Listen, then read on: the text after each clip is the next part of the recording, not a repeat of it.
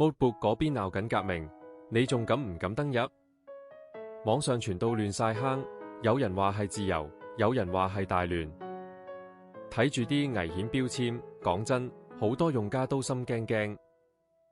呢場到底係數碼解放，定係一場數據災難？專家話齋，革命背後通常都係系統最唔穩定嘅時候，隱私風險、封帳號，甚至資料外泄，邊個孭得起？喺咁亂嘅時間，選擇執輸行頭慘過敗家未必啱，觀望下先啦。覺得危險而唔敢用，其實係一種成熟嘅自我保護。網絡世界咁大，點解要喺風暴中心搏命？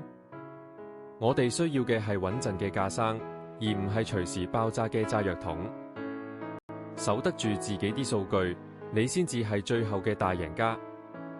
面對呢場動盪，你會選擇撤退，定係繼續進場？